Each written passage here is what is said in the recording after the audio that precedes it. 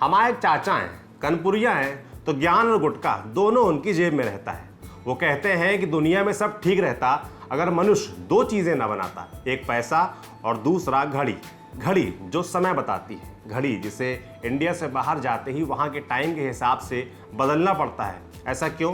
क्योंकि कहीं सुबह पहले होती, कहीं बाद में। तो समय की गिनती स्मूथ कैसे बनाई जाए, इस समस्या से निपटने के लिए बनाया गया एक स्टैंडर्ड टाइम पूरी दुनिया का, जिसे ग्रीनविच मीन टाइम GMT कहते हैं। लेकिन आज हम इंडियन स्टैंडर्ड टाइम यानी IST की बात करेंगे, जिसे आज़ादी से कुछ दिनों बाद 1 सितंबर 1947 से अपनाया गया था। तो ये क्या होता है, इसकी ज़रूरत क्यों होती है, रोज़मर्रा के जीवन में ये कितना फ़ायदेमंद है, समझेंगे आज आसान भाषा में मेरे यानी सौरभ के साथ। इसके लिए आपको पहले समझना होगा लैटिट्यूड और लॉन्गिट्यूड। बचपन वाली भूगोल की किताबों की तरफ लौटते हैं। धरती पर हमने कुछ काल्पनिक रेखाएं खींच रखी हैं। ग्लोब या नक्शे के सहारे इन्हें दिखाया जाता है। इन्हें अक्षांश और देशांतर रेखाएं कहते हैं, अंग्रेजी में लैटिट्यूड और लॉन्गिट्यूड। टीचर ने याद कराने के लिए समझाया था कि लेटी वाली रेखा लैटिट्यूड होती है, लॉन्गिट्यूड हुई खड़ी वाली रेखा। खड़ी रेखाओं का समय निर्धारित करने में बड़ा रोल है। धरती की पूरी 360 डिग्री गोलाई में एक एक डिग्री के अंतर पर इन्हें खींचा जाता है। हमें पता है कि धरती पश्चिम से पूरब घूमती है। अपनी धुरी पर पूरा 360 डिग्री घूमने में धरती 24 घंटे का समय लेती है। 15 डिग्री घूमने में 60 मिनट और 1 डिग्री घूमने में 4 मिनट का समय लगता है।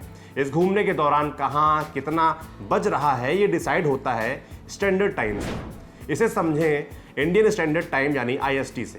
भारत में पश्चिम से पूर्व तक की दूरी 2933 किलोमीटर है। खड़ी रेखाओं में भारत 68.60 डिग्री पूर्व से 97.25 डिग्री पूर्व के बीच है। भारत में पश्चिम में सबसे किनारे गुजरात और पूर्व में सबसे किनारे अरुणाचल प्रदेश है। इन दोनों के बीच 29 डिग्री देशांतर यानी खड़ी रेखा का अंतर है। जब धरती 29 डिग्री घूमती है तो दोनों प्रदेशों के समय में करीब 2 घंटे का अंतर आता है। मतलब अरुणाचल में सूरज की किरणें गुजरात से 2 घंटे पहले पड़ेंगी। इससे दिक्कत हो सकती है ट्रेन फ्लाइट की टाइमिंग से लेकर तारीख में।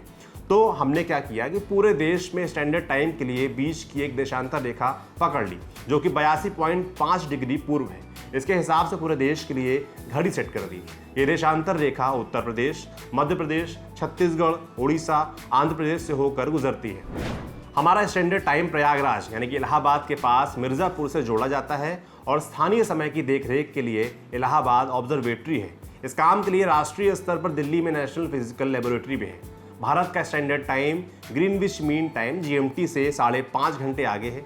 GMT को यूनिवर्सल कोऑर्डिनेट टाइम UGT भी कहते हैं। ग्रीनविच नाम की जगह यूनाइटेड किंगडम में है, जहां से 5.5 घंटे आगे होने का मतलब है कि लंदन में अगर कोई क्रिकेट मैच दोपहर में 2 बजे शुरू हो तो हमें 7:30 बजे से शुरू होता दिखेगा। ये फर्क देशांतर की डिग्रियों की वजह से होता है। एक और इंटरेस्टिंग बात, पहले भारत में 2 स्टैंडर्ड टाइम होते थे, बॉम्बे टाइम और कलकत्ता टाइम, जिन्हें ब्रिटिश राज में 1884 में स्थापित किया गया था।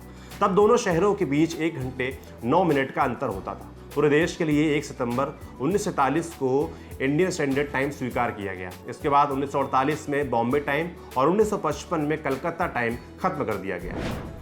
अच्छा, आपने फ़ोन में टाइम जोन देखे होंगे, ये कैसे बने? 1879 में कनाडा के सर सैंडफोर्ड फ्लेमिंग ने पूरे विश्व के लिए टाइम जोन का कॉन्सेप्ट दिया था। बाद में 1884 में इंटरनेशनल मेरिडियन कॉन्फ्रेंस में 24 घंटे को एक दिन मानने का प्रस्ताव पास हुआ। दुनिया में 24 टाइम जोन है।